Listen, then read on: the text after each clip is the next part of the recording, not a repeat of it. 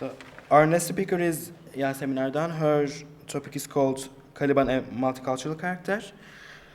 As for herself, she was born in 1999 and she's currently a sophomore student at BLIS Laboratory and International School. Personally, she's very much fond of reading and also loves drama, art, and literature. Last year, she attended the 4th Anglo-American Literature Conference and presented a paper called Gender Stereotypes and False Expectations in Fairy Tales. So let's give a big clap for her.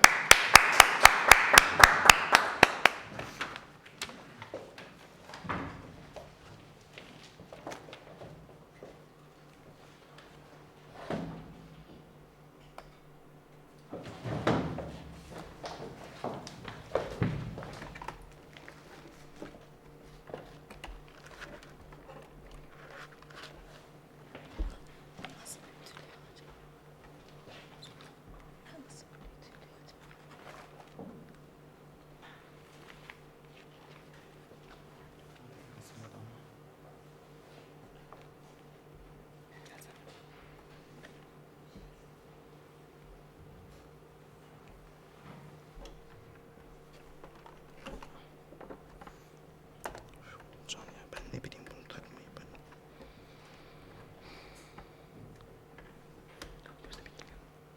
Gel bey. Arkaya yansıtamıyorum.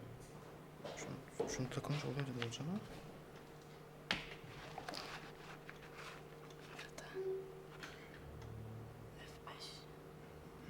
Oraya yansımadı.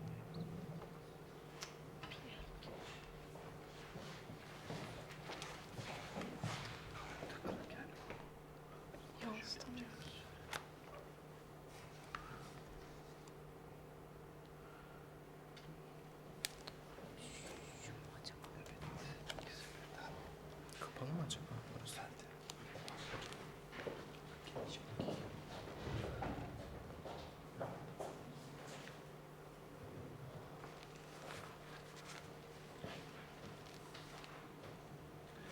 Bir şey yapar mısın? Başım.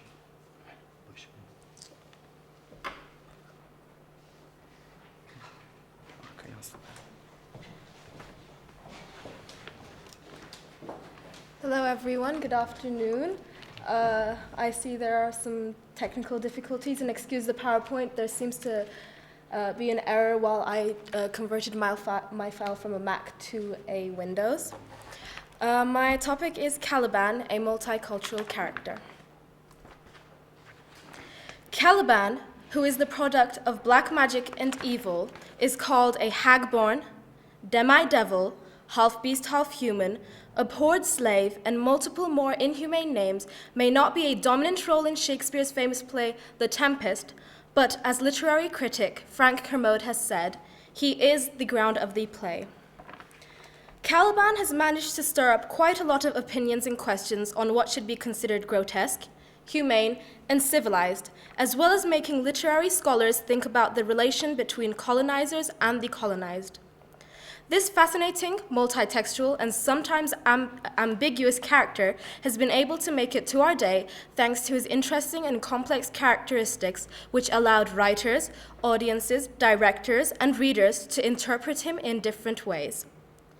The contrasting perspectives of Caliban enable him to be recreated into different characters in poetry, theater, and movies, thus making him considered a multicultural character.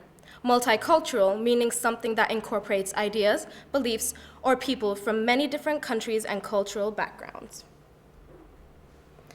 In poetry, Caliban is used as a repetitive symbol of the victimized. He is used to represent the struggles of third world people, or he is used to convey a message in which he plays the role of the sufferer or the rebellious one. The poem Caliban upon Setebos, written in 1864 by Robert Browning, is an interpretation and twist on The Tempest. In this poem, Browning has created a character, Caliban, who is under the entrapment of Prosper and Miranda. Caliban worships and believes that Setebos is the mighty creator who created this spectacular island in which they are trapped.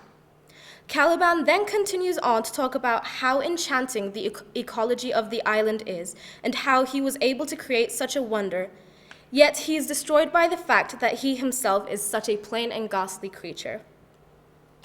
The poem goes on by describing how Caliban wishes to reach freedom and become majestic like the rest of Setebos's creations. In this poem, we can see how the writer has used Caliban as the poor character under the slavery of Prospero and Miranda. Caliban upon Setebos is a great example on how Caliban is used in other works of literature as a symbol of the voice of the oppressed. In theater, Caliban can become any character from a beast to a rebellious black slave. The way he is interpreted and then presented on stage can all change from director to director. Aimé Césaire, a famous poet and playwright, is most known for his play Une Tempête, French for The Tempest.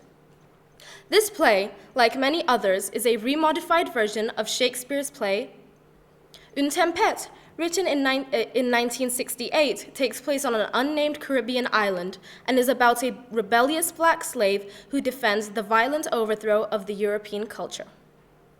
Deciding to interpret The Tempest in reference to slavery, colonialism plays a very central role in Une Tempête. Although Aimé Césaire is not the only poet and playwright who has thought deeply upon the subject of colonialism and The Tempest.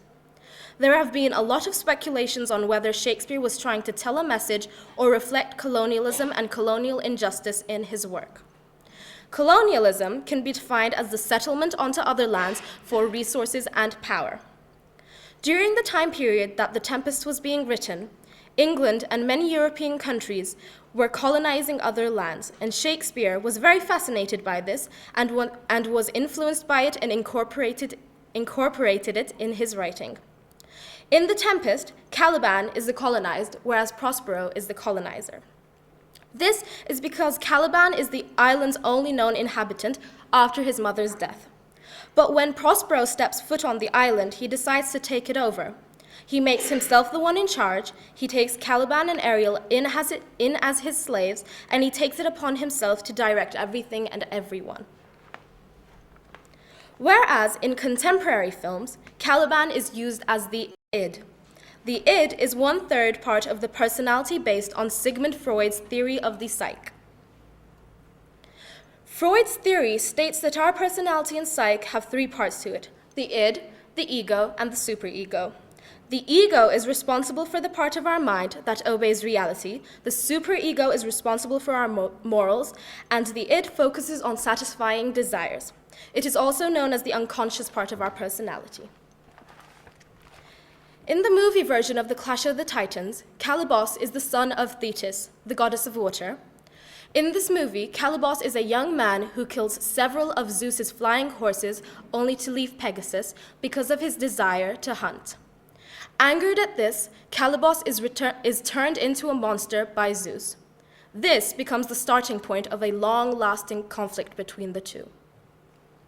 Seeking revenge, Calibos plans an evil plot against Zeus, but is not successful because he barely sticks to his plans and instead acts on his urges by attacking at random times.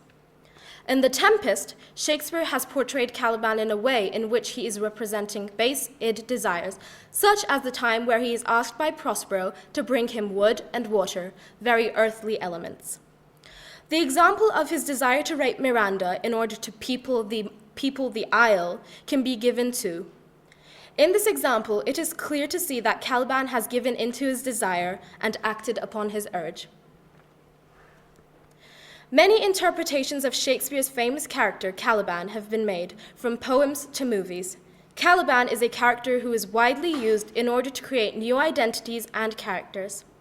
He is also used as a symbol or tool to display themes and messages such as the voice of third world countries or such as Freud's famous theory of the id. Unveiling and exploring the different adaptations of Caliban gives the term multiculturalism a whole new definition. Caliban is a great example on how multiculturalism is a form of representing different cultural elements and views and how it applies to literature. Thank you. Are